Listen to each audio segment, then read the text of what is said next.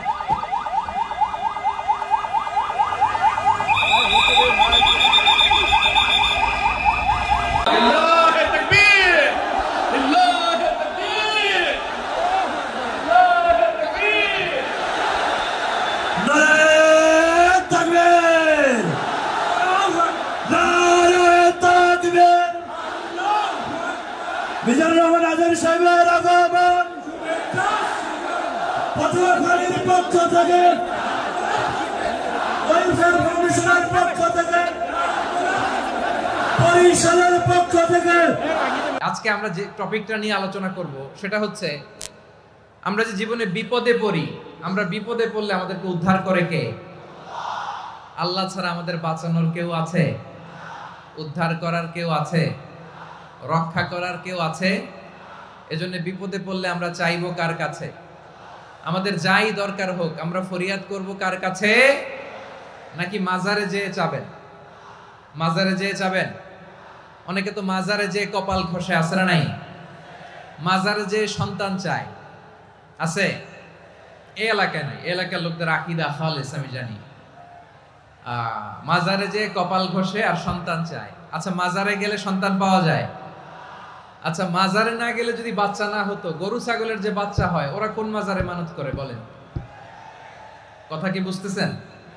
এই যে প্রতি বছর গরু ছাগল ভেড়া এগুলো যে বাচ্চা দেয়, এরা কোন মাজারে যে মানত করে? এজন্য চাইতে হবে একজনের কাছে, তিনি কে?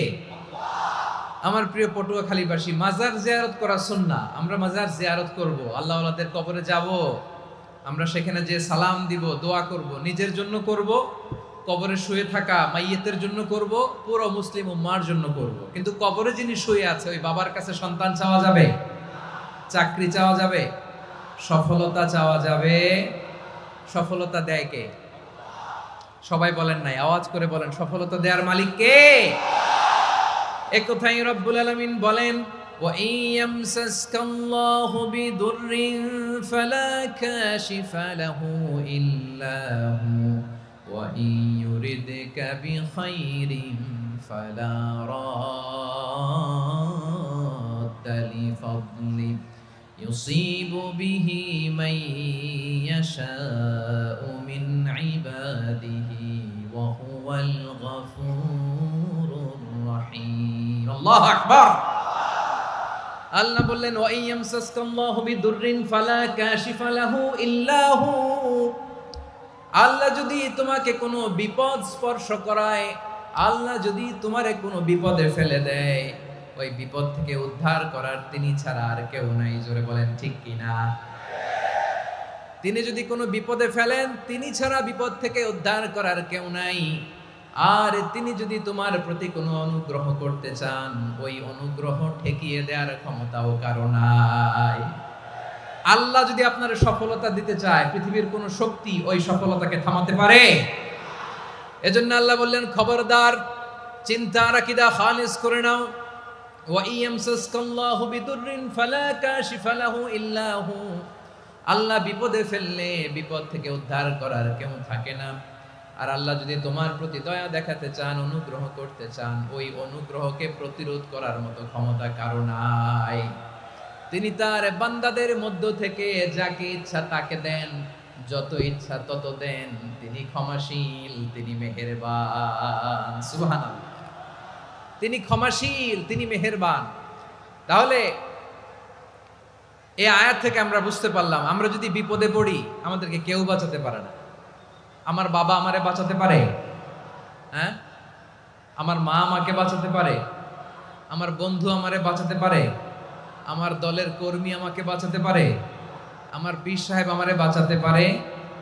আমার পটুয়াখালীর ভাইয়েরা খেয়াল রাখবেন, বাঁচাতে পারে এক মহান সত্তা, উদ্ধার করতে পারে এক মহান সত্তা। চিৎকার করে বলুন, তিনি কে? আবার আল্লাহ বললেন, আম্মাই ইউজিবুল মুত্তাররা ইযা দাআহু ওয়া ইয়াকশিফুস সুআ ওয়া ইয়াজআলুকুম খুলাফাআল আরদ আইলাহুম মা'আল্লাহ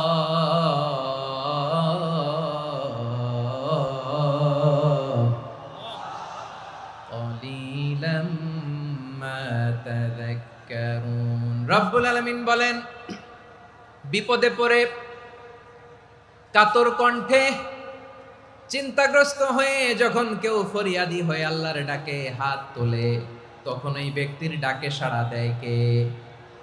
সবাই বলুন। কণ্ঠে বিপন্ন অবস্থায় আপনি যখন কেঁদে কেঁদে হাত তুলে আপনার দুঃখের কথা জানান, আপনি যখন ডাকেন তারে, তখন আপনার ডাকে সাড়া দেয় কে? আল্লাহ বলে, আমি সাড়া দেই। তোমাদের বিপদকে মুক্ত করে দেয় কে? ওই আল্লাহর সাথে কোন উপাস্য আছে নাকি? কিন্তু খুব অল্প সংখ্যক লোকই তোমরা উপদেশ গ্রহণ করো। কথাটা কার?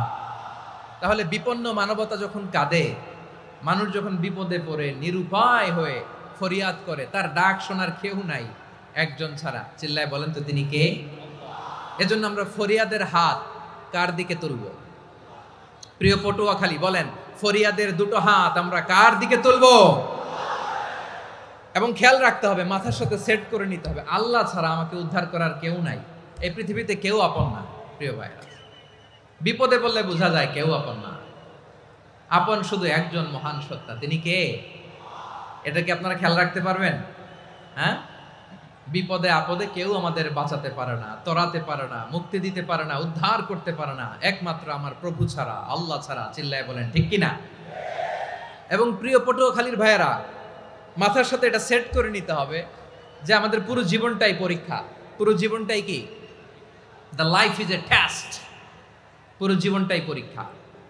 এই জীবনে বিপদ আসবে, আপদ আসবে, পরীক্ষা আসবে, সবার জীবনে এটা থাকে। এক একজনের পরীক্ষা এক এক রকম।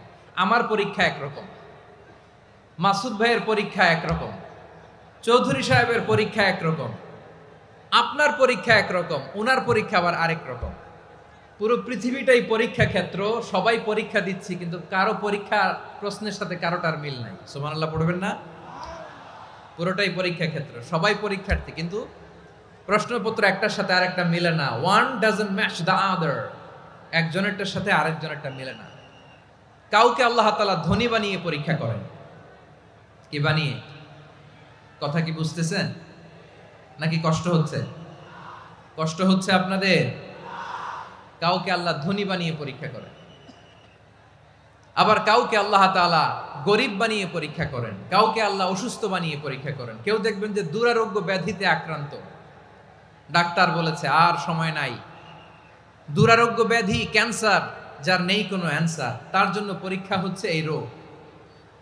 আরেক লোক দেখবেন তার আবার রোগ বালাই নাই, মাশাআল্লাহ, তাকে আল্লাহ তাআলা আর্থিক দৈন্যতা, দারিদ্রতা দিয়ে পরীক্ষা করছেন। এরকম আছে না নাই? টাকা পয়সা নাই, দিন আনে দিন খায়, যা আছে তাতে চলে না, এটা তার জন্য পরীক্ষা। আবার আরেক শ্রেণীর লোক দেখবেন তাকে আল্লাহ অসুস্থতাও দেয় নাই, দারিদ্রতাও দেয় নাই, তার দাম্পত্য জীবনের সমস্যা আছে না নাই? স্ত্রী কথা শোনে না, অথবা ছেলে মেয়ে কথা শোনে না। তাহলে পরীক্ষা সবার জীবনে আছে, এক একজনের পরীক্ষাটা এক এক রকম। আল্লাহ তাআলা দেখতে চায় যে এই পরীক্ষার সময় আমরা কিরকম রেসপন্স করি, how to deal with the test, কিভাবে এই বিপদ আপদ পরীক্ষাগুলোকে আমরা হ্যান্ডেল করব, ডিল করব। এটা হচ্ছে আজকের আলোচনার বিষয়। বুঝতে পেরেছেন সবাই আমার প্রিয় ভাইয়েরা? তাহলে পরীক্ষাময় আমাদের জীবন, বিপদ আপদ পরীক্ষা, এটা মানুষের পিছু ছাড়ে না। সবার জীবনে পরীক্ষা আছে। নবীদের জীবনেও পরীক্ষা ছিল।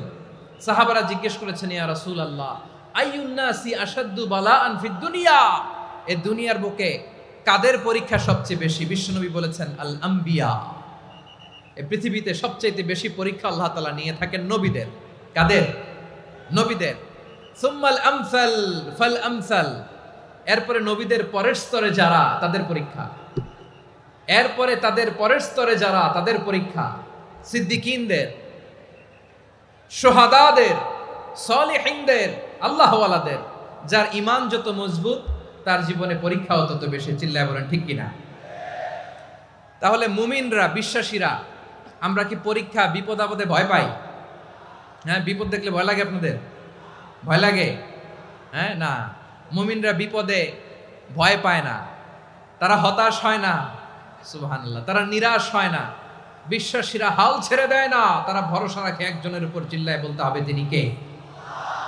কারণ মুমিন জানে the grief isn't permanent, the test isn't permanent, the struggle in our life isn't permanent. আমাদের জীবনের দুঃখ, কষ্ট, স্ট্রাগল, এগুলো পার্মানেন্ট নয়। after every difficulties there is an ease. সব কষ্টের পরেই একটা সুখ আছে না নাই? রব্বুল আলামিন বলেন, ফা ইন্না মাআল উসরি ইউসরা, ইন্না মাআল উসরি ইউসরা, ভয় পেও না, চিন্তা করো না, কষ্টের সাথেই আমি রেখে দিয়েছি স্বস্তি। সুবহানাল্লাহ বলেন। মুমিন জীবনে বিপদ যত বেশি, কষ্ট যত বেশি, তার সামনে সফলতা তার চেয়েও বেশি। ঠিক কিনা বলেন? কারণ বিশ্বাসীরা জানে রাত্রি যত গভীর হয়, সুবহে সাদিকের সময় তত আগাতে থাকে। গর্ভবতী নারীর পেটের ব্যথা যত বাড়তে থাকে, ঘরে নতুন মেহমান আগমনের সময় ঘনাতে থাকে। মুমিনদের উপর বিপদ, অত্যাচার, আপদ, পরীক্ষা যত বাড়তে থাকে, কালেমার পতাকা উড্ডয়নের সময় কাছে আসতে থাকে। বিশ্বাসীদের এগুলো হিসাব মিলানো অনেক আগে, এগুলো অনেক আগে হিসাব মিলানো। দুঃখের আধার শেষে সুখের আলো মিটি মিটি হাসে। চিল্লায় বলেন ঠিক কিনা? দুঃখ যত বেশি, পরীক্ষা যত বেশি, কষ্ট যত বেশি, সুখের সময় তত কাছাকাছি চিল্লায় বলতে হবে, ঠিক কিনা? এজন্য মুমিন জীবনে পরীক্ষা বেশি, মুমিনদের হতাশা নাই, মুমিনরা নিরাশ হয় না, হতাশ হয় কাফিররা। মুমিনরা কখনো হাল ছেড়ে দেয় না, মুমিনরা ভরসা রাখে একজনের উপর, তিনি কে? তাহলে আমার প্রিয় পটুয়াখালীবাসী, বিপদ থাকবে, পরীক্ষা থাকবে, এই বিপদ থেকে আমাদেরকে উদ্ধার করবেন একজন, তিনি কে? আমরা শুধু আল্লাহর উপরই ভরসা রাখবো। রাজি আছেন তো? চাইবো একজন সত্তার কাছে, আওয়াজ করে বলুন, তিনি কে? একজন সত্তার কাছে চাইবে। বিশ্বনবী ওনার চাচাতো ভাই আব্দুল্লাহ ইবনে আব্বাস রাদিয়াল্লাহু তাআলা আনহুকে বললেন, ইয়া আব্দুল্লাহ ইবনে আব্বাস, হে আব্দুল্লাহ ইবনে আব্বাস, ইযা সাআলতা ফাসআলিল্লাহ, যখন চাইবে আল্লাহর কাছে যাও। ও আব্দুল্লাহ, যখন চাইবা আল্লাহর কাছে চাও। ওয়া ইযা ইসতাআনতা ফাসতাইন বিল্লাহ, যখন সাহায্য চাইবা আল্লাহর কাছে ফরিয়াদ করো। জেনে রেখো ও আব্দুল্লাহ, ওয়া'লাম আন্নাল উম্মাতা লাউ ইজতামাআত আলা আন ইয়ানফাউকা বিশাইইন লাম ইয়ানফাউকা ইল্লা বিশাইইন ক্বাদ কাতাবাহু আল্লাহু লাক। ও আব্দুল্লাহ, জেনে রেখো, মনে রেখো, গোটা বিশ্বের সবাই মিলে যদি তোমার উপকার করতে চায় ততটুকুই তারা করতে পারবে যতটুকু আল্লাহ তোমার নসিবে সেটা লিখে রেখেছে, ঠিক কিনা বলেন? আর যদি গোটা বিশ্বের সবাই মিলে তোমার বিরুদ্ধে কনস্পাইরেসি করে, ষড়যন্ত্র করে, গোটা বিশ্বের সবাই মিলেও যদি তোমার ক্ষতি করতে চায় ততটুকুই শুধু পারবে যেটা আল্লাহ তোমার জন্য বরাদ্দ রেখেছে। যতটুকু আল্লাহ তাআলা তোমার জন্য বরাদ্দ রেখেছে অতটুকুই ক্ষতি করতে পারবে, আর এক চুল বেশিও করতে পারবে না, কমও করতে পারবে না। চিল্লায় বলেন, ঠিক কিনা? এজন্য আমরা চাইবো কার কাছে? সবাই বলেন নাই, আওয়াজ করে বলেন, কার কাছে? সব সময় আমরা আল্লাহর কাছে চাইবো, বিপদে আপদে, সুখে দুঃখে, সচ্ছল অবস্থায় অসচ্ছল অবস্থায়, পরাজয়ের সময় বিজয়ের সময়, সব সময় আমরা ভরসা রাখবো কার উপর? সবাই বলুন। একদল লোক আছে যারা বিপদে পড়লে আল্লাহরে ডাকে, আছে না নাই? পটুয়াখালীতে মাশাআল্লাহ নাই। বিপদ আসলে আল্লাহরে ডাকে, বিপদ নাই আল্লাহও নাই। বিপদে পড়লে নামাজ পড়ে, বিপদও নাই নামাজও নাই। বিপদে পড়লে জিকির করে, বিপদ যখন চলে যায় ওদের জিকিরও বন্ধ হয়ে যায়। এরকম আছে না নাই? কিছু লোক দেখবেন পরীক্ষা আসলে নামাজ পড়ে, আছে আছে? জেনজি আওয়াজ করো, এরকম আছে? এই কমন পড়ে গেছে, কমন পড়ছে। দেখবেন পরীক্ষার সময় নামাজ পড়ে, পরীক্ষাও নাই নামাজও আছে। এরকম কিছু লোক আছে অসুস্থ হলে আল্লাহরে বড্ড ভালোবাসে, আল্লাহরে খুব ডাকে। অসুস্থ হইলে অসুস্থতাও নাই, আল্লাহ স্মরণও নাই। দেখবেন কিছু লোক নির্বাচন আসলে খুব আল্লাহ আল্লাহ হয়ে যায়, তখন দেখবেন মাথার মধ্যে হেজাব লাগায়, পাঞ্জাবি লাগায়, আল্লাহ আল্লাহ হয়ে যায়। নির্বাচনও নাই, এরপরে আল্লাহর কথাও নাই। আছে না নাই? না, এরকম হওয়া যাবে না। সব সময় আমরা আল্লাহরে ডাকবো, বিপদে আপদে সব সময় ভরসা রাখবো আমরা একজনের উপর। আওয়াজ করে বলেন, তিনি কে? এ কথায় আল্লাহ তাআলা আমাদের চোখে আঙ্গুল দিয়ে জানিয়ে দিলেন, ফাইদা রাকিবু ফিল ফুলকি দা'আবুল্লাহা মুখলিসিনা লাহুদ্দিন ফালাম্মা নাজ্জাহুম ইলাল বাররি ইযা হুম ইউশরিকুন। আল্লাহ বলে, একদল লোক আছে তারা যখন নৌযানে চড়ে, জলযানে চড়ে, সাগরের মধ্যে যখন জাহাজে চড়ে, লঞ্চে চড়ে, তারা যখন তুফানের সম্মুখীন হয় তখন তারা আল্লাহরে বড্ড বেশি ডাকে, একান্ত ভাবে ডাকে, বিশুদ্ধ চিত্তে ডাকে। আবার তুফান থেকে তাদেরকে সেফ জোনে নিয়ে, নিরাপদ জোনে নিয়ে যখন বন্দরে আমি আল্লাহ তাদেরকে ভিড়িয়ে দেই, ওই লোকগুলো আবার আমি আল্লাহর সাথে শিরিক করে। এরকম আছে না নাই? জাহাজে উঠছে, সাগরের মাঝখানে তুফান, ওই সময় দেখবেন আল্লাহ কারে কয়। এই কথা তো আপনাদেরকে বোঝানো সহজ, আপনারা তো নদীর দেশের মানুষ। লঞ্চে চড়েন নাই কারা কারা? দেখি, লঞ্চে চড়ছেন? হ্যাঁ, লঞ্চে চড়ে নাই এরকম একজনও নাই এখানে। আচ্ছা, লঞ্চে উঠছেন কে কে? দেখি, মাশাআল্লাহ মাশাআল্লাহ মাশাআল্লাহ। ঠিক আছে, আপনাদের বোঝানো সহজ। আচ্ছা, লঞ্চে উঠে তুফানের সম্মুখীন হয়েছেন, জলোচ্ছ্বাস সবাই, মাশাআল্লাহ। তো এই ওয়াজ তো আপনাদের মুখস্থ, ঠিক কিনা বলেন? আমার বলার দরকার নাই, বলেন। মাঝ নদী, তুফান, জলোচ্ছ্বাস, জলের মধ্যে উচ্ছ্বাস, ঢেউ, টর্নেডো, সাইক্লোন, মেঘের ঘনঘটা, পরিবেশ ঘুটঘুটে অন্ধকার, লঞ্চ একবার এদিকে আরেকবার ওইদিকে, ভিতরে কি অবস্থা হয় বলেন তো? হ্যাঁ, তখন মুসলিম আল্লাহর ডাকে, হিন্দু আল্লাহর ডাকে, ঠিক কিনা বলেন? আস্তিক আল্লাহর ডাকে, নাস্তিক আল্লাহর ডাকে, ঠিক কিনা? লঞ্চের ভেতর, স্টিমারের ভেতর কান্নারে রোল পড়ে যায়, চিৎকারের রোল পড়ে যায়, সবার মুখ দিয়ে শুধু একটা আওয়াজ, লা ইলাহা লা ইলাহা লা ইলাহা সুবহানাল্লাহ আলহামদুলিল্লাহ লা ইলাহা। আল্লাহ নামের জিকির করবে যারা, আল্লাহর কাছে প্রিয় তারা, আল্লাহর কাছে প্রিয় যারা, জান্নাতে প্রবেশ করবে তারা, জোরে লা ইলাহা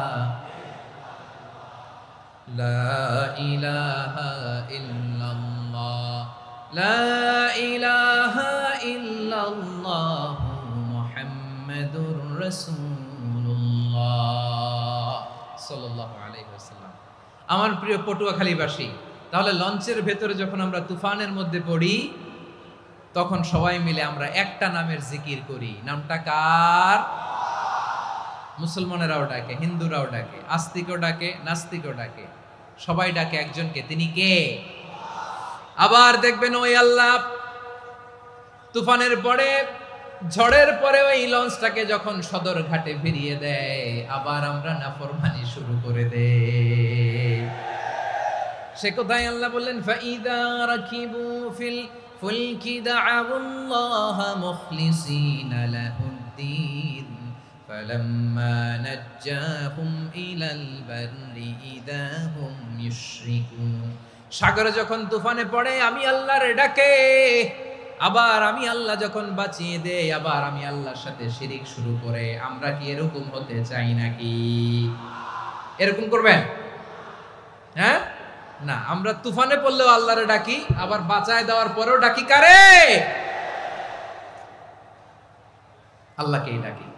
বিমানের মধ্যে মাঝে মাঝে দেখবেন যে এয়ার টার্বুলেন্স হয়, জানেন? এয়ার টার্বুলেন্স জানেন তো? মাঝে মাঝে বিমানটা বাউন্সিং করে, বাম্পি, ভেরি বাম্পি ওয়েদার। শোনেন নাই? 40,000 ফিট উপরে যখন থাকে, তখন পাইলট মাঝে মাঝে বলে, dear passengers, ladies and gentleman, right now we are flying 40,000 feet above the ground and we are passing very air turbulence, very heavy air turbulence right now. Please fasten your seat belt.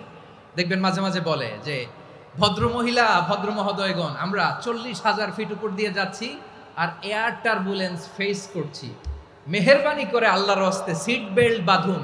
তখন বিমানটা এরকম bouncing করে, shaking করে। আপনারা মুখোমুখি হয়েছেন? ইদানিং এই air turbulence বেড়ে গিয়েছে। গত বছর আমার ইন্টারন্যাশনাল অনেকগুলো ফ্লাইট ছিল, তো আমি দেখলাম যে আগের ফ্লাইটগুলোর তুলনায় এখন এয়ার টার্বুলেন্স খুব বেশি।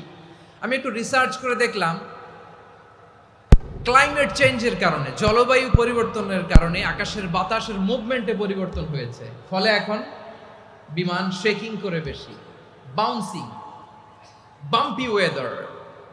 তো বলেন তো, 40,000 ফিট উপরে যখন আপনি, কয় হাজার ফিট? সবাই বলুন, কয় হাজার ফিট? 40,000 ফিট উপরে যখন আপনি, তখন যখন বিমানটা এরকম বাউন্সিং করে, সবাই যখন ভমিটিং করে বিমান নষ্ট করে দেয়, বমি করে, তখন বাঁচানোর কে আছে আল্লাহ ছাড়া? কেউ আছে? ওই মুহূর্তেও সবাই মিলে একজনের ডাকে আওয়াজ করে বলেন, তিনি কে?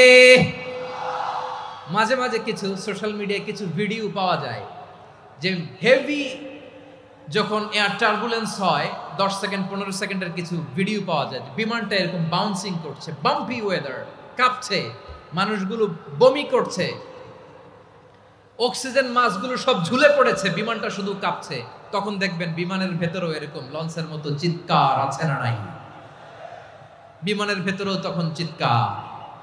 গত বছর হিথ্রো এয়ারপোর্ট থেকে সিঙ্গাপুর এয়ারলাইন্সের একটা ফ্লাইট হিথ্রো টু চাঙ্গি একটা ফ্লাইটে এমন বেশি এয়ার টার্বুলেন্সের শিকার হয়েছিল ওই এয়ারক্রাফটটা, 33 জন যাত্রী সেখানে আহত হয়েছে, একজন যাত্রী নিহত হয়েছে।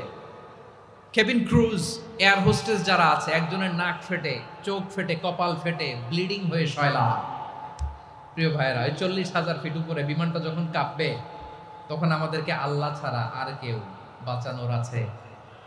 এত আস্তে বললে হবে? ওই কঠিন মুহূর্তে আমার বাবা আমারে বাঁচাতে পারে, আমার বন্ধু আমারে বাঁচাতে পারে। এই গ্রাউন্ডে, জমিনের বুকে আমার প্রোটোকল, আমার ক্ষমতা, আমার দাম্ভিকতা কোনো কিছু আমারে বাঁচাতে পারে? একজন ছাড়া। চিল্লায় বলতে হবে, তিনি কে?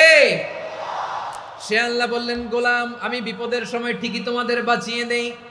ওই বিমানের ভেতরে 40,000 ফিট উপরে যখন তোমরা এয়ার টার্বুলেন্সের শিকার হও, তখন নাস্তিকও আল্লাহরে ডাকে, হিন্দু আল্লাহরে ডাকে। জোরে বলেন ঠিক কিনা? আবার বিমানটা যখন শান্ত হয়ে যায়, একটু পরেই বিমানের স্ক্রিনের মধ্যে হিন্দি সিনেমা খোঁজে।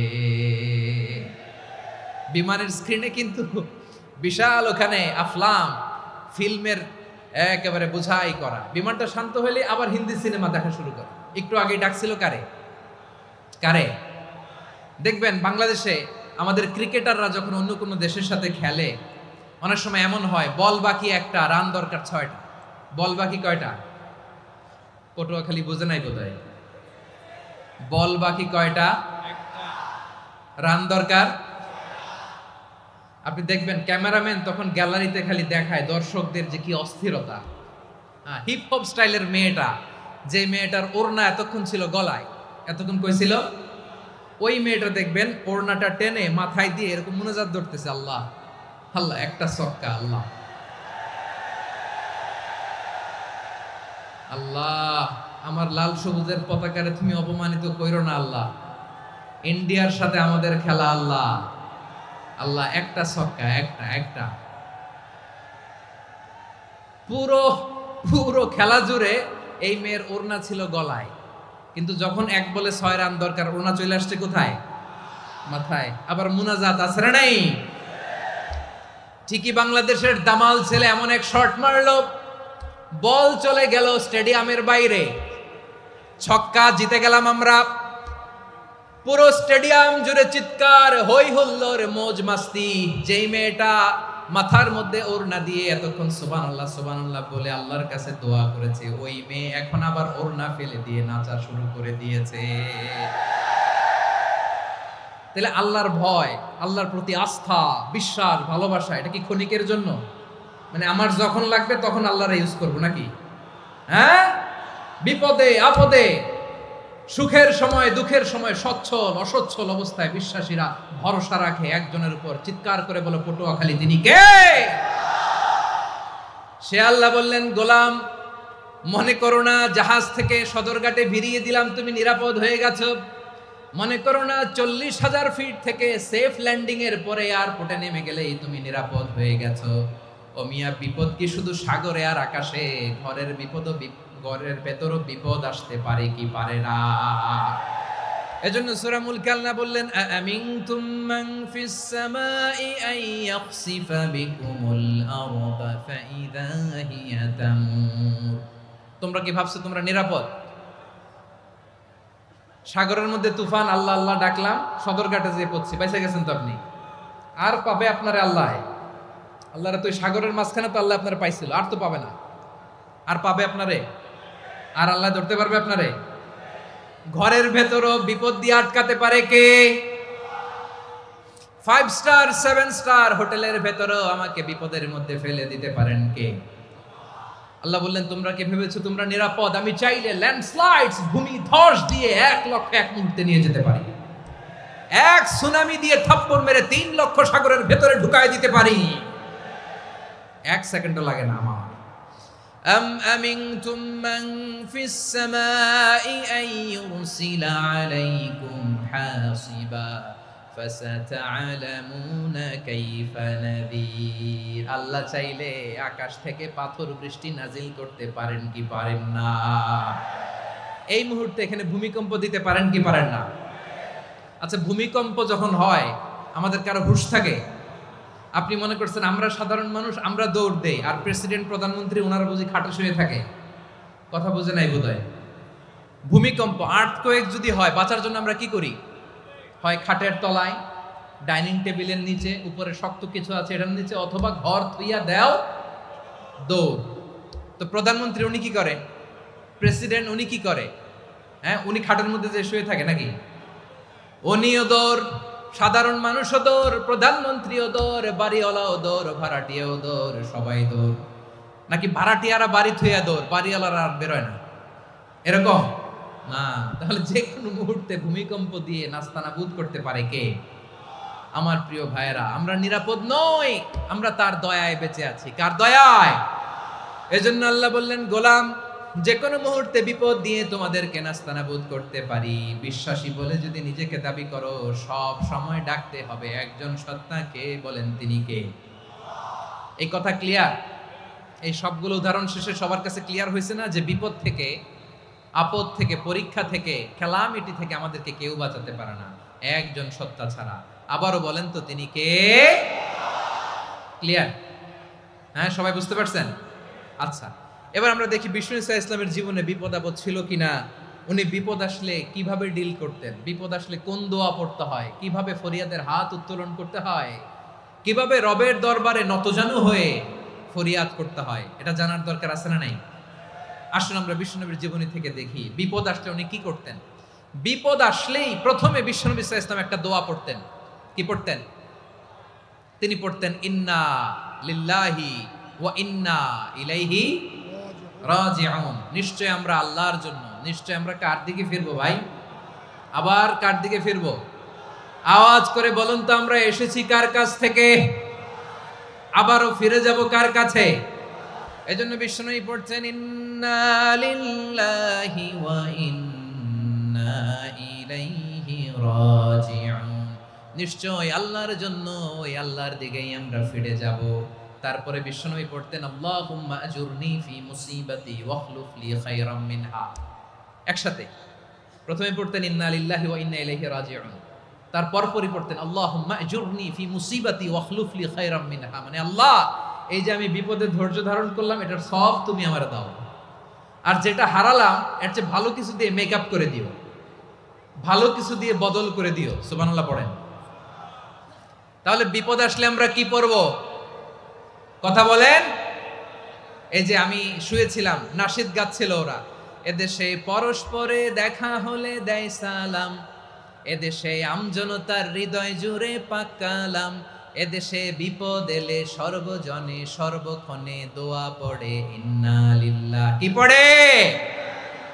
সুবহানাল্লাহ সুবহানাল্লাহ সুবহানাল্লাহ সুবহানাল্লাহ। এদেশে আজান শুনে সূর্য ওঠে শহর গ্রামে, এদেশে আজান শুনে সূর্য ডুবে সন্ধ্যা নামে, এদেশে সকল কাজে সবাই বলে বিসমিল্লাহ, এদেশে ভালো কিছু দেখে শুনে হাসি মুখে সবাই বলে মাশা আল্লাহ। সুবহানাল্লাহ পড়েন। তাহলে বিপদ এলে আমরা কি পড়ি?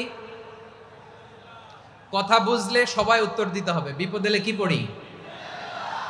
তাহলে বিপদ এলেই আমরা এখন থেকে ইন্না লিল্লাহ পড়বো, নাকি হাই হুতাশ করবেন? একদল আছে হাই হুতাশ করে, হায় আল্লাহ রে মোর কি হইল রে, মুই কি হরমু রে, মুই কমবে জামু রে, আছে না নাই? এরকম বিলাপ করতে নিষেধ করেছেন বিশ্বনবী। কি করব, কই যাব, কি হবে, হায় হায়, এরকম হাহুতাশ আছে না নাই? বিশ্বাসীরা হাহুতাশ করে না, তারা ইন্না লিল্লাহ পড়ে। কি পড়ে মনে থাকবে?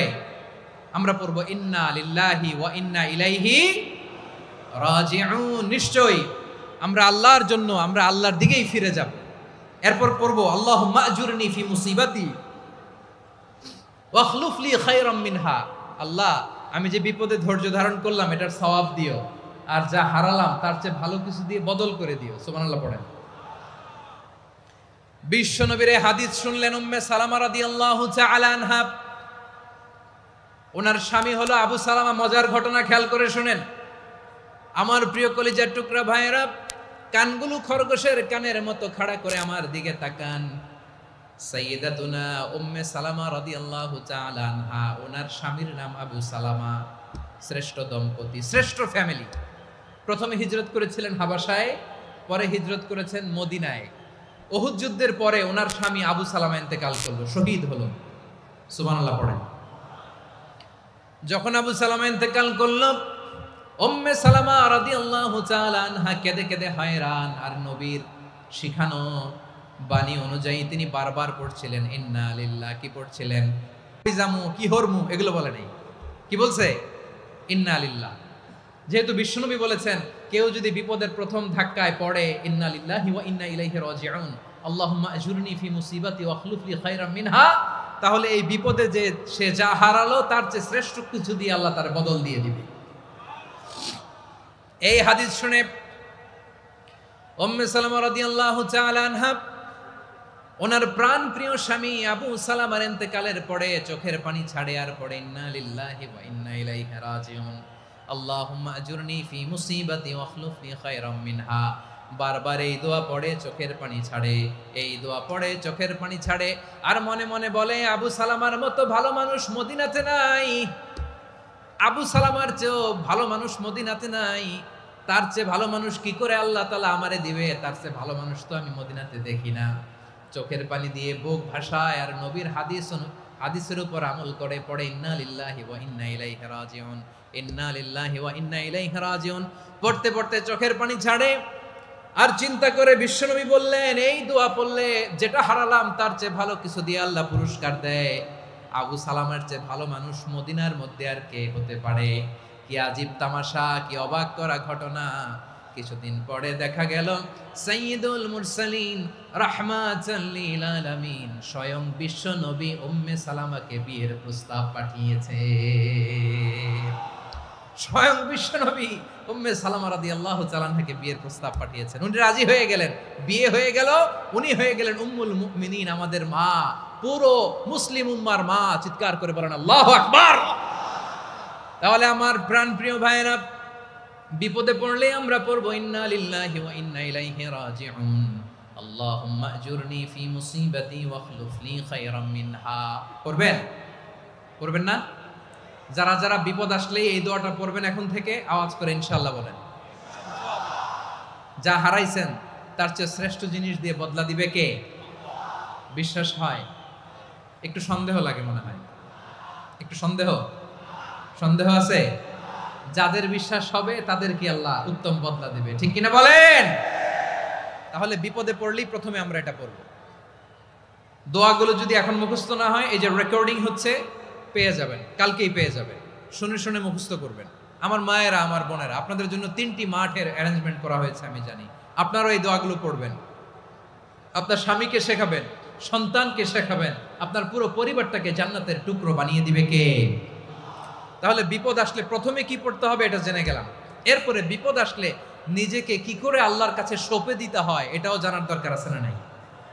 বিপদে প্রথমে ইন্না লিল্লাহ পড়লাম, ধৈর্য ধারণ করলাম, বিপদ থেকে উদ্ধারের সর্বোচ্চ চেষ্টা করলাম। আমার কাজ যখন শেষ তখন আমি আমার এই বিষয়টা আল্লাহর কাছে সঁপে দিব। কার কাছে সুপর্দ করব? কার কাছে? বিপদে বললে কেমন করে নিজেকে আল্লাহর কাছে সঁপে দিতে হয় আসুন সাইয়েদনা ইব্রাহিম আলাইহিস সালামের জীবনী থেকে জানি। আল্লাহর খলিল ইব্রাহিম আলাইহিস সালাম আমাদের মতো সমাজ ব্যবস্থা পায় নাই। আমরা জন্মের পরে আমাদের কানের ভেতরে আজান দিয়েছে কে? একামত দিয়েছে কে? আমাদের বাপদাদারা আমাদের কানে আজান দিয়েছে কি? দেয় নাই।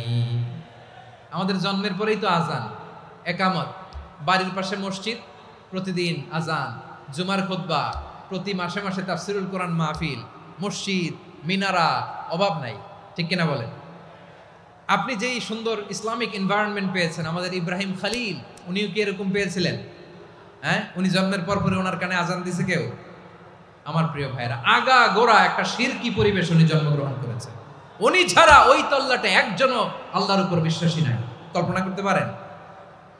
গোটা তল্লাটে গোটা দেশে বিশ্বাসী মুমিন আল্লাহর উপর বিশ্বাস স্থাপনকারী কয়জন? সবাই বলেন কয়জন? বাকি সব মুশরিক। বাকি সব মুশরিক নিজের সাথে নিজে শক্ত বোঝাপড়া করে, অ্যানালজি করে, সেলফ কনভারসেশন করে উনি মহা সত্যের সন্ধান পেয়েছে।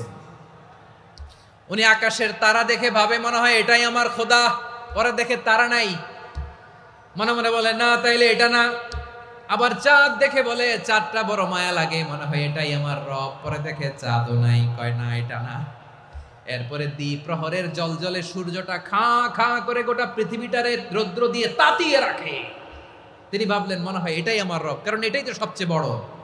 কিন্তু বিকেল বেলা ওই সূর্যটাও যখন চলে যায়, সাইয়েদনা ইব্রাহিম বলে না এটাও তো নাই, আমার খোদা যদি আমারে ছেড়ে চলে যায়, বিপদে পড়লে আমারে উদ্ধার করবে কে?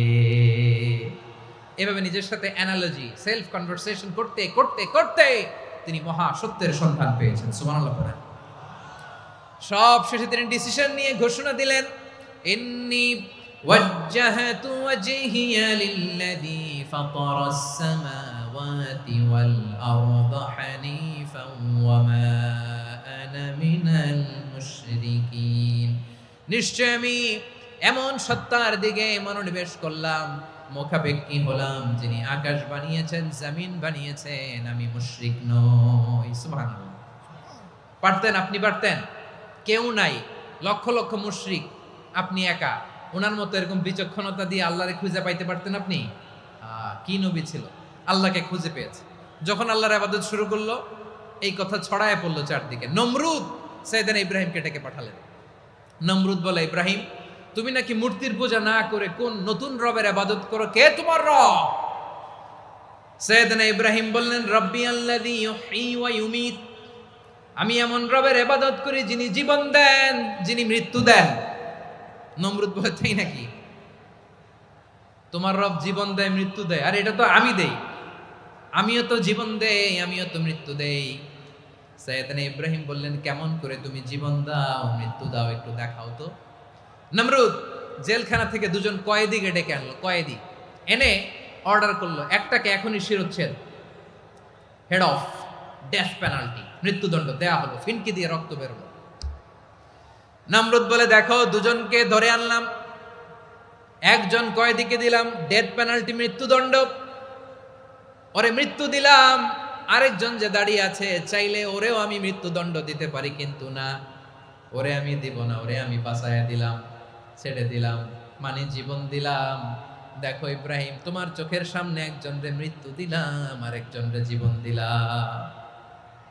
আপাত দৃষ্টিতে তাই তো, একজনরে তো জীবন দিল, আরেকজনরে মৃত্যু দিল। সাইয়েদনা ইব্রাহিম এবার বিপাকে পড়ে গেলেন।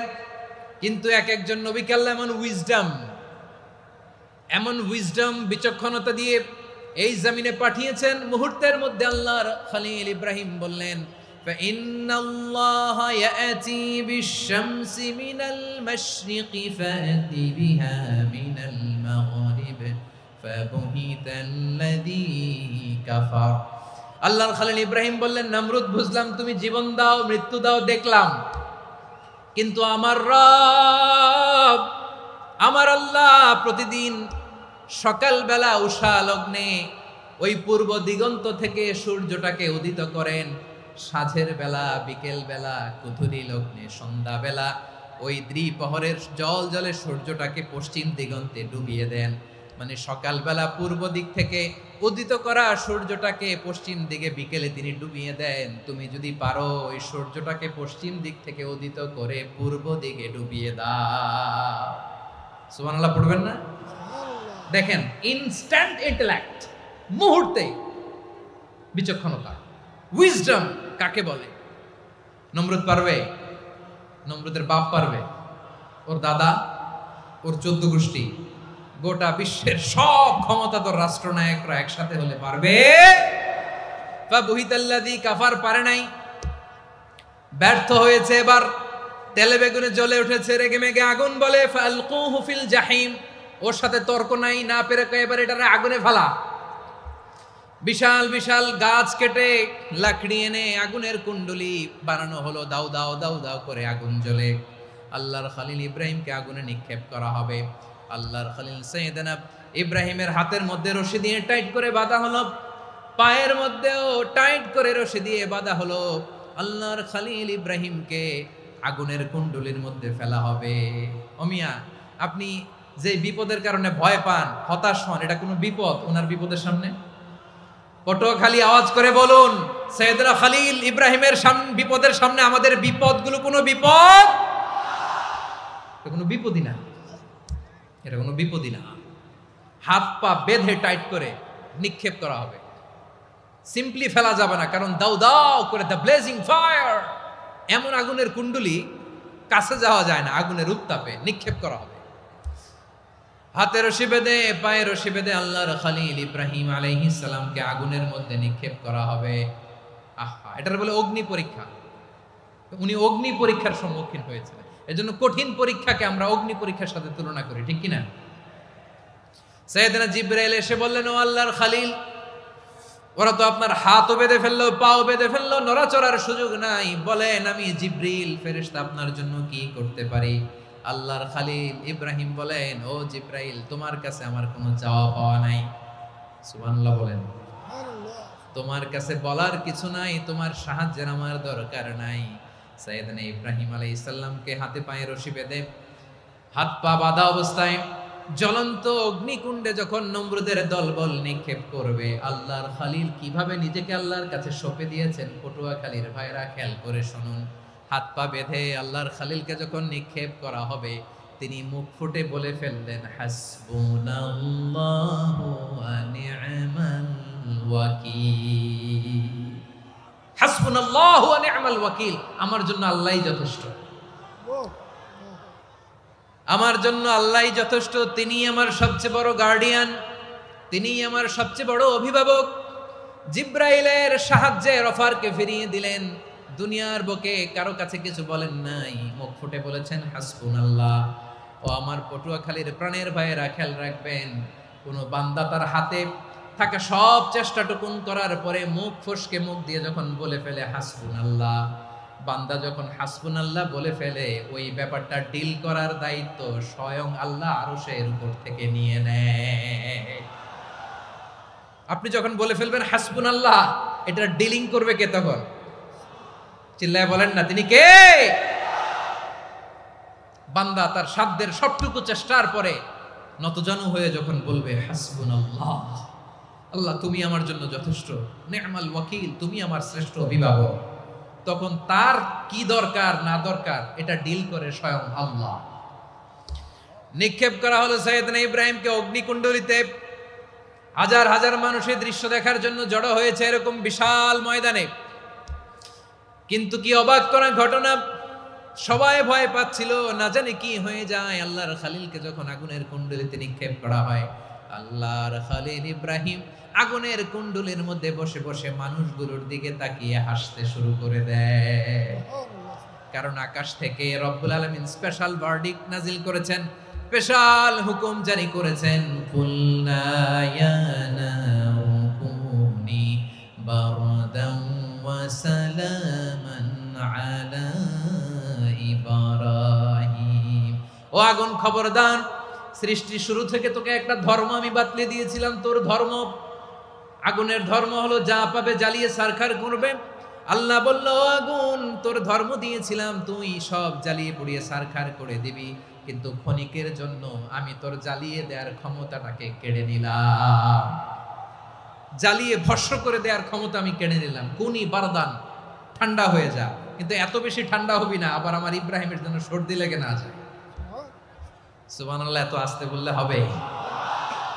কুনি বারদান, বার্দ মানে বরফ, ঠান্ডা, ঠান্ডা হ, কিন্তু এত ঠান্ডা হবি না যাতে আমার ইব্রাহিমের কষ্ট হয়। আগুন বলে, আল্লাহ একবার বললাম ঠান্ডা হ, আবার বলো এত ঠান্ডা হবি না যাতে খলিলের সর্দি না লাগে। কেমন ঠান্ডা হব, কেমন এনভায়রনমেন্ট তৈরি করে দেব বলো? আল্লাহ বললেন, সালামান আলা ইব্রাহিম, আমার খলিল, আমার কলিজা, আমার ইব্রাহিমের জন্য তুই জান্নাতের গুল বাগিচা হয়ে যা। ও ভাই, নবী মুসার মতো ঈমান হলে রাস্তা হবে সাগর জলে, নবী ইউসুফের মতন ঈমান হলে একে একে দরজা খোলে। নবী ইব্রাহিমের মতন ঈমান যদি আজও থাকে বিদ্যমান, অগ্নিকুণ্ডে দেখতে পাবে খুবসুরত এক ফুল বাগান। কুলনা ইয়া নারু কুনি বারদান ওয়া সালামান আলা ইব্রাহিম। বান্দা যখন মুখ দিয়ে বলে হাসবুনাল্লাহ, আমার আল্লাহ আমার জন্য যথেষ্ট, এই বলে যখন নিজেকে সঁপে দেয়, তার কি লাগবে ওই দায়িত্ব স্বয়ং নিয়ে নেয় কে? সবাই বলেন স্বয়ং নিয়ে নেয় কে? তাহলে আমার প্রিয় ভাইরা, বিপদের শুরুতেই আমরা বলবো ইন্না লিল্লাহ। শুরুতে কি বলবো? এরপরে যেই বাক্যটা পড়ে নিজের পরিস্থিতিকে আল্লাহর দরবারে সঁপে দিব, সেটা হচ্ছে হাসবুনাল্লাহ। সেটা কি? বিষ্ণু বলেন লা ইয়াজালু লিসানুকা রাতাবান মিন যিকরিল্লাহ। সব সময় আল্লাহর স্মরণ দিয়ে, জিকির দিয়ে জিহ্বাটারে সিক্ত রাখো। আর শয়তানু জাসিমুন আলা কলবি ইবনে আদম, শয়তান বনি আদমের কলবে খামচি মেরে বসে থাকে। ফাইদা যাকারাল্লাহ খালাসা, মানুষ যখন আল্লাহর স্মরণ করে জিকির করে, শয়তান দৌড়ে পালায়। ওয়া ইদা গাফালা ওয়াসওয়াসা, যখনই বনি আদম গাফেল হয় তখনই শয়তান তার হৃদয়ে ওয়াসওয়াসা দেয়। এজন্য বিপদে পড়লে ইন্না লিল্লাহ, নিজের সব টুকুন করার পরে, নিজের রোল প্লে করার পরে নিজেকে আমরা কি বলে সঁপে দিব? সবাই বলেন, সবাই বলতে হবে। আরো জোরে বলে, মনে থাকবে? বিপদে পড়লে প্রথমে ইন্না লিল্লাহ, এরপরে নিজেকে যখন সঁপে দিব তখন হাসবুনাল্লাহ। এরপরে কঠিন বিপদে যখন বিশ্বনবী পড়তেন তখন কি করতেন? এমন বিপদ মাঝে মাঝে হয় না, দেয়ালে পিঠ থেকে যায়, চোখে মুখে অন্ধকার, কি করব দিশা খুঁজে পাই না, এরকম হয় কখনো? হ্যাঁ, আপনাদের হয়? হয় না? তো জান্নাতে আছেন আপনারা। হয় হয় এরকম হয়েছে না যে দেয়ালে পিঠ থেকে গেছে, চোখে মুখে অন্ধকার, কই যাব, কি করব, বাঁচানোর কেউ না, এরকম হয়েছে কখনো আপনাদের? যদি হয় তাইলে এটার সলিউশন বলবো, না হইলে তো এগুলো বলে লাভ নাই। হয় হয় হয় বিশ্বনবী এরকম কঠিন বিপদে পড়েছেন জীবনের কিছু কিছু মুহূর্তে। ওই মুহূর্তে বিশ্বনবী স্পেশাল দুইটা দোয়া পড়তেন। এই দোয়াগুলো আপনাদেরকে জানিয়ে দেয়। বিশ্বনবী বলেন, কঠিনতম বিপদে যখন পড়বা, দেয়ালে পিঠ থেকে যায়, চোখে মুখে অন্ধকার, বাঁচার কোনো উপায় নাই, তখন পড়বা লা ইলাহা ইল্লা আনতা সুবহানাকা ইন্নী কুনতু মিনাজ জালিমিন। আল্লাহ, তুমি ছাড়া কোনো ইলাহ নাই, তুমি পবিত্র, নিশ্চয় আমি জালিমদের অন্তর্ভুক্ত। সুবহানাল্লাহ বলেন। এই দোয়া সাইয়েদনা ইউনূস আলাইহিস সালাম পড়েছিলেন যখন মাছের পেটে ছিলেন। কিসের পেটে? এবং অনেক মুফাসসিরিন একরাম বলেছেন, অনেক আহলুল ইলমরা বলেছেন, এটা হচ্ছে ইসমে আজম। ইসমে আজম এমন দোয়া যেটা দিয়ে দোয়া করলে আল্লাহ দোয়া কবুল করে, কিন্তু এটা কোনটা, এটা নিয়ে ইখতিলাফ আছে। কোন কোন আহলুল ইলম বলেন এই লা ইলাহা ইল্লা আনতা সুবহানাকা ইন্নী কুনতু মিনাজ জালিমিন, এটা হচ্ছে ইসমে আজম। সাইয়েদনা ইউনূস আলাইহিস সালাম পড়েছেন। আপনারা পড়েননি? তুফান হইলে পড়েন না? আমাদের এলাকায় তো এটা খুব, এটার উপর ব্যাপক আমল আছে। পটুয়াখালীতে কি অবস্থা বলেন? পড়েন পড়েন পড়েন পড়েন। একটা গল্প শুনেছিলাম, পাক হানাদার বাহিনী যখন বাংলাদেশে অ্যাটাক করত, ৭১ সালের ঘটনা বলতেছে, আমরা তো দেখি নাই, শুনছি আর কি। ৭১ যদি দেখতাম এতদিনে রাজাকার হয়ে যেতাম। আল্লাহ আমাদেরকে বাঁচাই দিছে, আল্লাহর মেহেরবানি, ঠিক কিনা বলেন? মন মতো হইলে মুক্তিযোদ্ধা, মন মতো না হইলে রাজাকার। কত কিছু দেখলাম এই শাহবাগের বুকে। আল্লাহ, ৭১ সালে দেখি নাই, আমরা শুনেছি পাক হানাদার বাহিনী জিজ্ঞেস করত মুসলিম না অমুসলিম চেক করার জন্য, বলতো কালেমা বল, কালেমা বাতাও। তো যারা কালেমা বলতে পারতো পাকিস্তানি বাহিনী নাকি ওদেরকে ছেড়ে দিত, শুনেছি। তো একজনকে, এক বাঙালিরে পেয়ে তার মাথার মধ্যে বন্দুকর নল ধরে বলতেছে কালেমা বল সালে, কালেমা বাতা, কালেমা বল। তো ভয়ের চোটে এই দোয়া পড়া শুরু করছে। ও পড়তেছে লা ইলাহা ইল্লা আনতা সুবহানাকা ইন্নী কুনতু মিনাজ জালিমিন। পাকিস্তানি বলে সালে ইয়ে তো মুসিবত কা কালেমা है। বাঙালি কয় হাম তো ভি মুসিবত মে है। পাকিস্তানি বলে বেটা কোন দোয়া বললি, এটা তো মুসিবতের কালেমা। কয় আমিও তো মুসিবতে আছি। আমার মাথার মধ্যে বন্দুক ধরে তুমি আমারে কালেমা জিজ্ঞেস করো, এখন কোনটা কালিমা আর কোনটা কি, তো আমার হুশ আছে নাকি? প্রিয় ভাইরা, আসলে এটা দুআউল মুসিবা, বিপদে পড়লে এ দোয়া পড়তে হয়। লা ইলাহা ইল্লা আনতা সুবহানাকা ইন্নী কুনতু মিনাজ জালিমিন। এটা পড়বেন আপনারা। এই দোয়া পড়ে সাইয়েদনা ইউনূস আলাইহিস সালাম মাছের পেট থেকে রক্ষা পেয়েছিলেন। রক্ষা করেছিল কে? তুমি ইউনূস নবীরে যখন খাইলো মাছেতে গিলিয়া, ফেরেশতা পাঠাইয়া দিলে ইসমে আজম দিয়া, প্রাণে ছিল যাহার ভয় সেথা পাইল আশ্রয়, প্রাণে ছিল যাহার ভয় সেথা পাইল আশ্রয়, মাছের পেট হতে সে যে পেল পরিত্রাণ।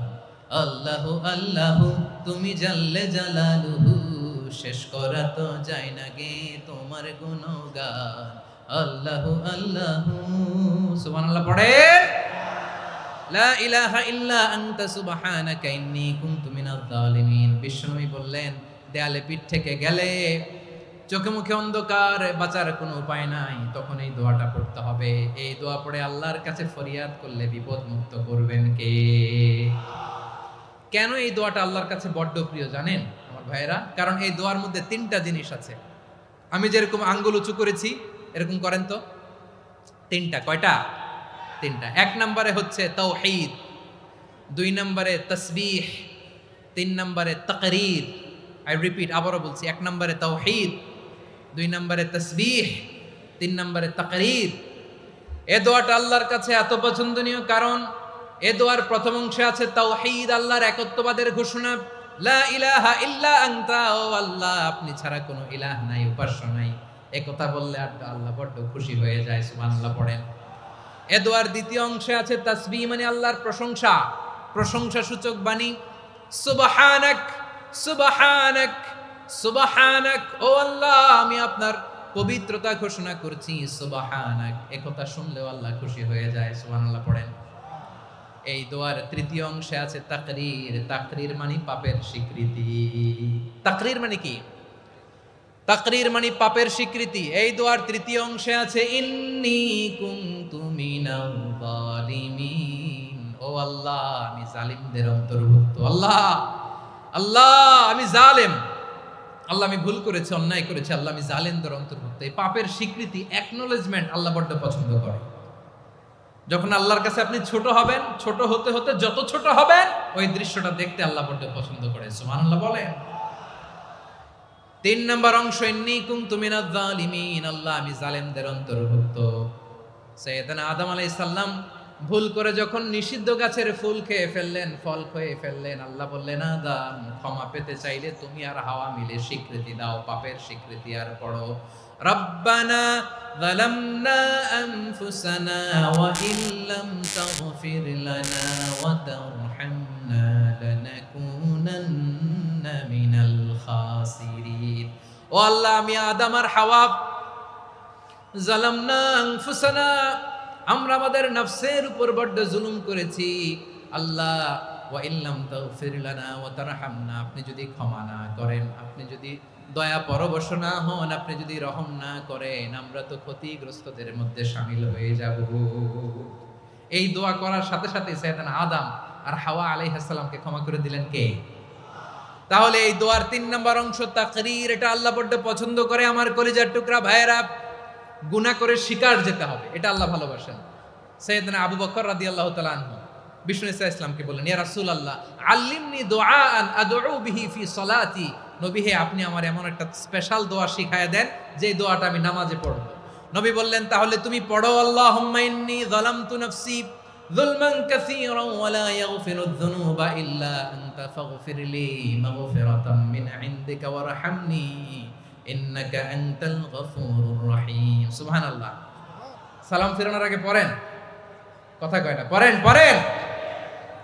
ও আবু বকর, নামাজে যদি দোয়া করতে মনে চায় এই দোয়াটা পড়বা, আল্লাহুম্মা ইন্নী যালামতু নাফসি, আল্লাহ জুলুম করেছি আমার নফসের উপর, যুলমান কাসীরা, অনেক জুলুম, ওয়া লা ইয়াগফিরুয যুনুবা ইল্লা আনতা, আপনি ছাড়া এই জুনুব, এই পাপ ক্ষমা করার দ্বিতীয় কোনো রব নাই। আছে? আল্লাহ ছাড়া আমাদের গুনাহ আর কে কে ক্ষমা করতে পারে বলেন তো? কে পারে? কে? এজন্য আল্লাহরে বলবেন, আল্লাহ আমি ছাড়া তোমার গোলামের অভাব নাই। ও আমার রব, আমি ছাড়া এই জমিনের বুকে তোমার গোলামের অভাব নাই, কিন্তু তুমি ছাড়া তো আমার দ্বিতীয় কোনো রব নাই। পারবেন বলতে? পারবেন? চোখের পানি ছেড়ে আল্লাহরে বলবেন, আল্লাহ তুমি আমার রব, তুমি আমার সব। কি বলবেন? আল্লাহ আমারে রব।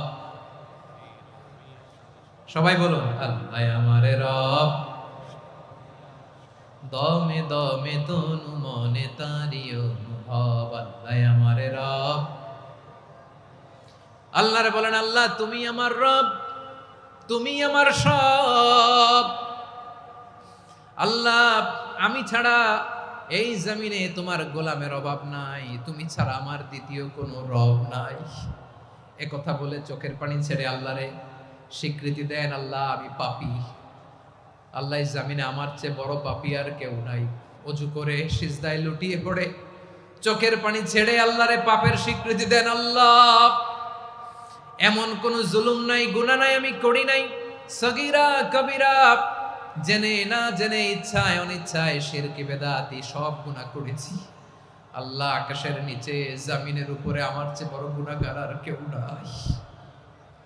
চোখের পানি ছেড়ে আল্লাহরে বলেন, আল্লাহ আমি ছাড়া তোমার গোলামের অভাব নাই, তুমি ছাড়া আমার দ্বিতীয় কোনো রব নাই, তুমি ছাড়া তো কেউ আমার গুনাহ ক্ষমা করার নাই, তুমি আমার রব, তুমি আমার সব। বলতে পারবেন? এই তাকরীর আমার পটুয়াখালীর ভাইয়া, এই স্বীকৃতিটা দেখতে আল্লাহ বড্ড ভালোবাসেন, কারণ আমরা সবাই গুনাহগার। আমরা সবাই কি? বিশ্বনবী বলেন, কুল্লুকুম খাত্তাউন, আ বনি আদম তোমরা সবাই পাপী। সবাই কি? সবাই পাপী। আমরা সবাই পাপী, আপন পাপের বাটখারা দিয়ে অন্যের পাপ মাপি। আমরা যে পাপী এটা ভাবতে মনে চায় না কারো, খালি অন্যের পাপ দেখি আমরা, এটা ভুল। ওর এই পাপ, ও পাপী, ও জালেম, ও জাহান্নামী, এরকম একটা টেন্ডেন্সি। আমার যে কি হালাত এটার খেয়াল নাই। খেয়াল করতে হবে যে আমি সবচেয়ে বড় পাপী, ঠিক কিনা বলেন? পাপ করি নাই এমন কেউ আছি? হ্যাঁ আছি, আছি। কেউ না জানলেও জানে কে আমার পাপের ঘটনা? পৃথিবী না জানুক আমি তো জানি, আমি কি পাপ করেছি হায়। ও আমার কলিজার টুকরা ভাইয়েরা, মাথাটাকে নিচু করে জীবনের সব গুনার ফিরিস্তিগুলো একটা একটা করে স্বীকার করে আল্লাহরে বলেন, আল্লাহ আমি পাপী। আল্লাহ আমার চেয়ে বড় পাপী এই দুনিয়াতে কেউ নাই। আকাশের নিচে জমিনের উপরে আমার চেয়ে বড় পাপী কেউ নাই। একটা একটা করে আল্লাহ স্বীকার করি আমি পাপী, সব পাপের স্বীকৃতি দিলাম। পৃথিবী না জানুক আমি তো জানি, আমি কি পাপ করেছি হায়। আমার পাপের করলে বিচার, বাঁচার আমার নাই উপায়। দয়াময় তুমি মাফ করো আমায়, মাফ করো আমায়। আল্লাহ তাআলা যদি দয়া করে আমাদেরকে মাফ না করে, আমাদের বাঁচার কোনো উপায় নাই। আপনি কি ভেবেছেন আপনার নামাজ দিয়ে আপনি জান্নাতে যাবেন? আপনি তাহাজ্জুদ গুজার, সেজদা দিতে দিতে কপালে দাগ ফেলেছেন, এটা আপনারা জান্নাতে নেবে না। আপনি এলাকার সবচেয়ে বড় হাতেম তাই দানশীল, এই দানের ভরসায় বসে আছেন, কশিন কালো না। আমাদের নামাজ, আমাদের রোজা, আমাদের ইবাদত, এগুলোকে মিজানের পাল্লায় উঠালে কোনো ওজনই হবে না। তবে আমাদের একটা কৌশল জানা আছে, আমরা আল্লাহর রহমতের ভিখারি। আমরা সেদিন আগেই গুনার স্বীকৃতি দিয়ে দেব। আমরা বলবো, আল্লাহ তুমি প্রশ্ন করার আগে তোমার একটা কথা বলি, আমারে কিছু জিজ্ঞেস করো না, আমি সব করেছি। এমন কোন পাপ নাই যে পাপ আমারে দিয়ে হয় নাই। তোমার রহমত দিয়ে তুমি জান্নাতে পাঠাবা, তোমার দয়ায় জান্নাতে যেতে চাই, আমল দিয়ে না। পারবেন বলতে? কিয়ামতের দিন আমরা বলবো, আল্লাহ আমার আমল দিয়ে জান্নাত চাই না, আমি তোমার দয়া দিয়ে জান্নাত চাই।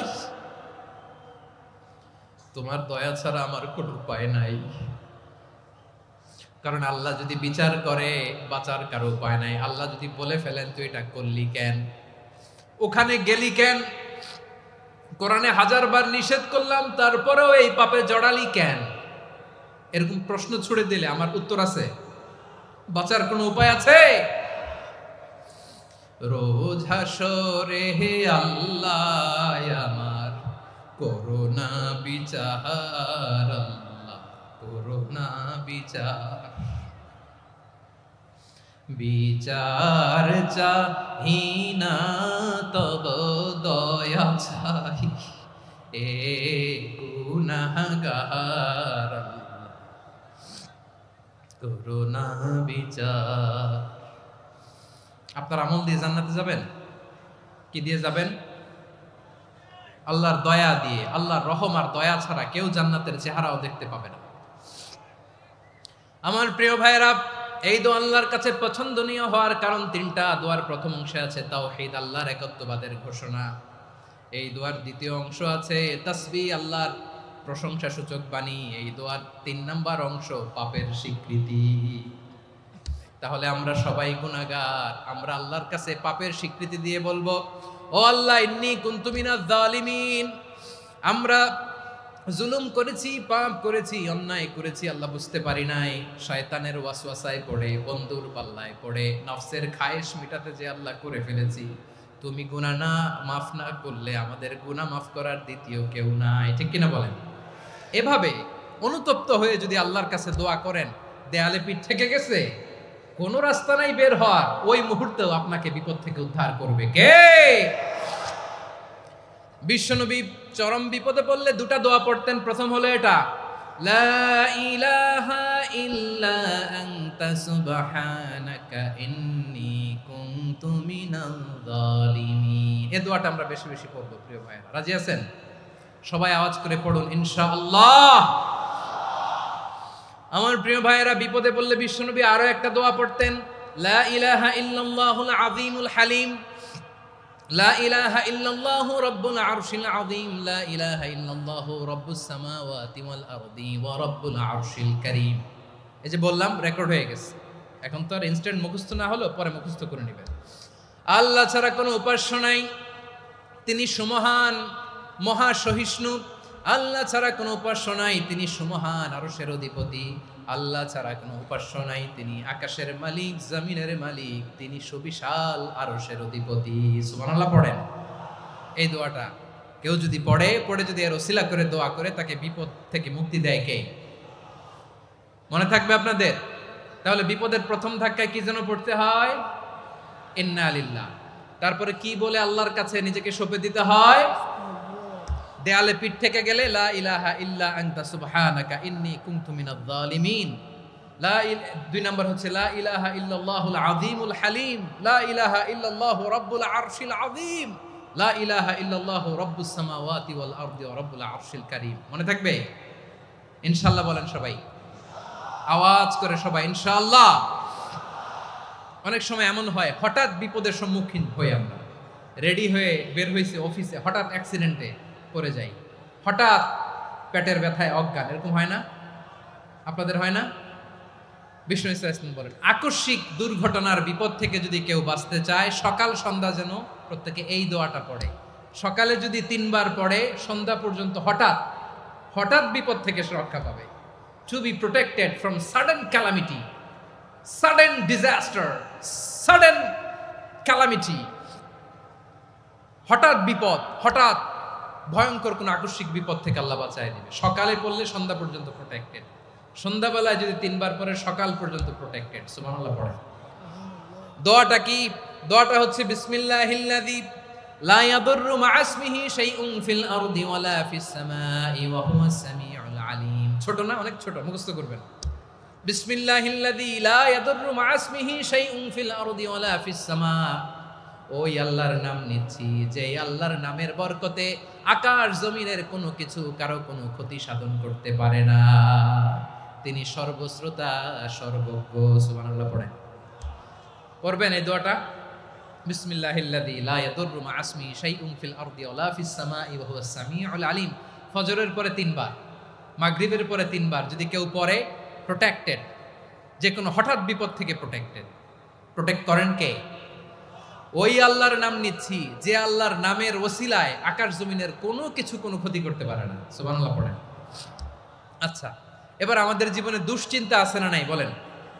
Tension, hyper tension, anxiety, depression, চিন্তা টেনশন নাই এরকম কে কে আছে দেখি, হাত তোলেন। ওই যে হাত তুলছে এক আল্লাহর ওলি, ওই যে টেনশন নাই তোমার, মাশাআল্লাহ। ও না বুঝে তুলছে, জোকের চোটে, জোশের ঠেলায় ধাক্কায় তুলে ফেলছে। সবার জীবনে টেনশন আছে না নাই? এই দুশ্চিন্তা, পেরেশানি, মারাত্মক পেরেশানি থেকে মুক্তি পাওয়ার জন্য বিষ্ণু ইসলাম দুটো দোয়া পড়তেন। কয়টা? অনেকগুলো পড়তেন। স্পেশাল দুটো দোয়া আজকে আপনাদের শিখায়া যাব, শুনবেন না? কষ্ট হচ্ছে? সংক্ষিপ্ত মুনাজাত দিয়ে দেই। ওরে আল্লাহ, আমি তো 9:30 ক্রস করে ফেলছি মাসুদ ভাই, খেয়াল করে নেই। আরো কয়েক মিনিট, ঠিক আছে ঠিক আছে। পেরেশানিতে পড়লে, টেনশনে পড়লে এই দোয়াটা, প্রিয় ভাইরা, বিষ্ণু ইসলাম যখন খুব বিপদে পড়তেন, দুশ্চিন্তা ওনাকে ঘিরে ধরতো, উনি পড়তেন ইয়া হাইয়ু ইয়া কাইয়ুম বিরহমাতিকা আস্তাগীথ, ইয়া হাইয়ু ইয়া কাইয়ুম বিরহমাতিকা আস্তাগীথ, ইয়া হাইয়ু ইয়া কাইয়ুম, হে শাশ্বত অবিনশ্বর, হে চিরঞ্জীব, বিরহমাতিকা আস্তাগীথ, তোমার রহমতের উসিলায় তোমার কাছে ফরিয়াদ করি, এটা পড়তেন। আবার আরেক বর্ণনা এসেছে ইয়া হাইয়ু ইয়া কাইয়ুম বিরহমাতিকা আস্তাগীথ আসলিহ লি শা'নি কুল্লাহু ওয়ালা তাকিলনি ইলা নাফসি তারফাতা আইন। আসলিহ লি শা'নি কুল্লাহ, আল্লাহ আমার সবকিছু আপনি সেটেল করে দেন। আমাদের সব ঝামেলা সেটেল করে দিতে পারে কে? আমরা তো সেটেলমেন্টের জন্য এসপি সাহেবের কাছে যাই, ডিসি সাহেবের কাছে যাই, অমুক ভাইয়ের কাছে যাই, তমুক ভাইয়ের কাছে যাই। এই দোয়া পড়লে আরশের উপর থেকে আপনার ম্যাটার সেটেল করে দিবে কে? তাহলে পড়বেন ইয়া হাইয়ু, হে চিরঞ্জীব। হাইয়ু মানে চিরঞ্জীব, যিনি চিরকাল বেঁচে থাকবেন, মরবেন না। আল্লাহ মরবেন? তার কোনো লয় আছে? ক্ষয় আছে? সূরা রহমানে আল্লাহ বললেন কুল্লু মান আলাইহা ফানি ওয়া ইয়াবকা ওয়াজহু রাব্বিকা যুল জালালি ওয়াল ইকরাম ফাবিআইয়ি আলাই রাব্বিকুমা তুকাযিবান। জমিনে যা আছে সব ফান, ভ্যানিশ হয়ে যাবে, নিশ্চিহ্ন হয়ে যাবে, শেষ হয়ে যাবে, সব বিলুপ্ত হয়ে যাবে, একজন ছাড়া। জোরে বলেন তিনি কে? ইয়া হাইয়ু, আমার সাথে আওয়াজ করে পড়েন ইয়া হাইয়ু ইয়া কাইয়ুম ইয়া হাইয়ু ইয়া কাইয়ুম বিরহমাতিকা আস্তাগীথ আসলিহ লি শা'নি কুল্লা ওয়ালা তাকিলনি ইলা নাফসি তারফাতা আইন। এভাবে দোয়া করলে আপনাকে বিপদ মুক্ত করবে কে? এই দোয়াটা কেন পছন্দ আল্লাহর কাছে? কারণ এখানে আল্লাহর দুইটা সুন্দর নাম আছে, গুণবাচক নাম, আল হাই, আল কাইয়ুম, এই দুটো নাম আছে এখানে। আবার এই দুইটা আয়াতুল কুরসির অংশ। আয়াতুল কুরসির শুরু তো এটা আছে না নাই? হ্যাঁ, আছে না নাই? 3 নাম্বার কারণ, এটা ইসমে আজম। কোন দোয়াটা ইসমে আজম? যে দোয়া ওসিলায় দোয়া করলে আল্লাহ দোয়া ফেরায় না। অনেকগুলো মত আছে, সবচেয়ে ভ্যালিড মত হচ্ছে এটা, ইয়া হাইয়ু ইয়া কাইয়ুম, এর ওসিলা দিয়ে দোয়া করলে দোয়া কবুল করে কে? 2 নম্বরে বিশ্বনবী মারাত্মক বিপদে পড়লে আরেকটা দোয়া পড়তেন, আল্লাহুম্মা ইন্নী আবদুক। আগে দোয়াটা পড়ি, শুনেন। আল্লাহুম্মা ইন্নী আবদুক ওয়া ইবনু আবদিক ওয়া ইবনু আমাতিক নাসিয়াতি বিয়াদিক মাদিন ফিয়া হুকমুক আদলুন ফিয়া কাদাউক আসআলুকা বিকুল্লি ইসমিন হুয়া লাক সাম্মাইতা বিহি নাফসাক আও আনসালতাহু ফি কিতাবিক আও আল্লামতাহু আহাদাম মিন খালকিক أو استأثرت به في علم الغيب عندك أن تجعل القرآن ربيع قلبي ونور صدري وجلاء حزني وذهاب همي। سبحان الله পড়েন। বিষ্ণু বলতেন আল্লাহুম্মা ইন্নী আবদুক, ও আল্লাহ আমি আপনার গোলাম, ওয়াবনু আবদিক, গোলামের ঘরের গোলাম, ওয়াবনু আমাতিক, বাদির ঘরের গোলাম। মানে আল্লাহ আমি আপনার গোলাম, আমার বাবা আব্দুল্লাহ ছিল আপনার গোলাম, আমার মা আমিনা ছিল আপনার বাদী। মানে আমরা গোলাম বংশের, সব গোলাম।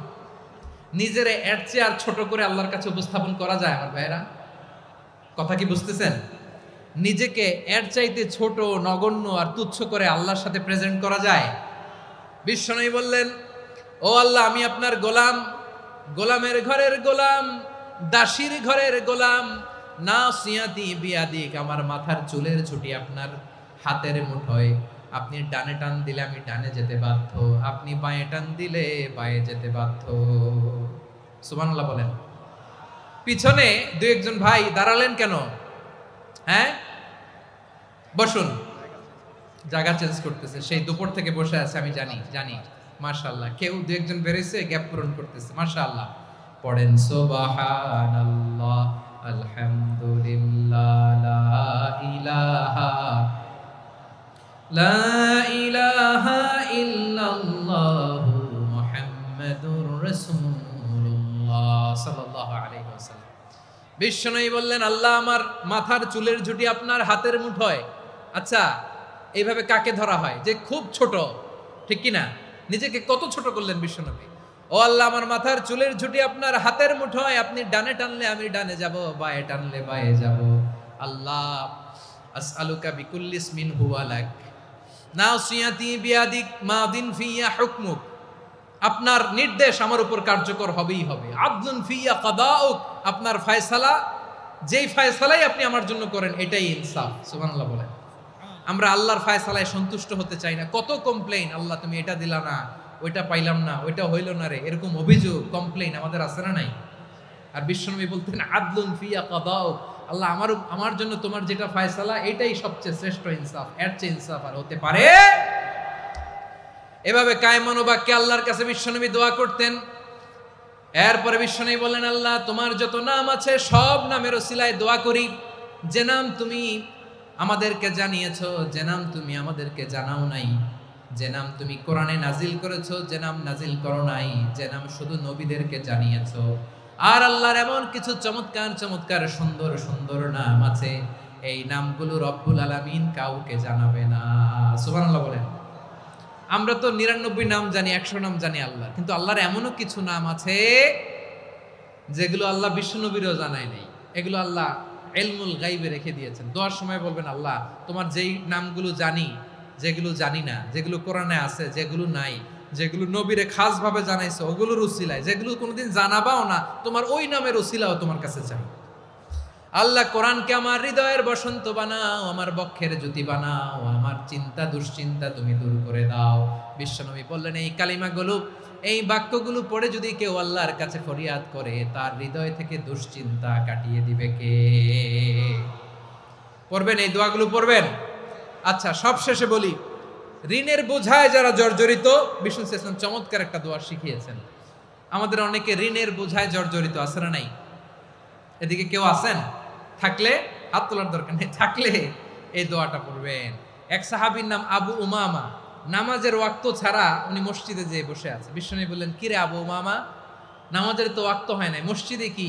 সাহাবী বলে, হুমুমুন লাজিমাতনি ওয়া দুয়ুন, নবী গো, ঋণের বোঝায় এমন টেনশনে আছি, ঘরে থাকতে পারলাম না, মসজিদে চলে আসছে। বিশ্বনবী বলেন, আমি কি তোমার এমন একটা দোয়া শিখাবো যেটা পড়লে আল্লাহ তাআলা তোমার ঋণের বোঝা হালকা করে দিবেন?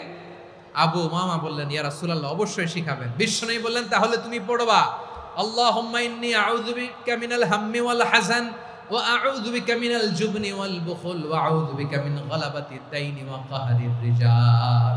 ও আল্লাহ, তোমার কাছ থেকে দুশ্চিন্তা থেকে পানা চাই, কৃপণতা, ভীরুতা, অলসতা, কার্পণ্যতা, এই সব কিছু থেকে, মানুষের কঠোরতা, আমার উপর মানুষের আধিপত্য এবং ঋণের বোঝা থেকে পানা চাই।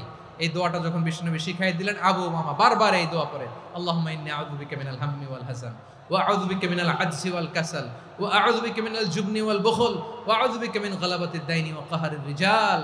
আবু উমামা বলে, এই দোয়া আমি পড়তে লাগলাম। কিছুদিন পরে দেখা গেল বিশ্বনবীর শেখানো এই দোয়ার বদৌলতে আল্লাহ তাআলা আমার সব ঋণ পরিশোধের ব্যবস্থা করে দিয়েছেন। পড়বেন।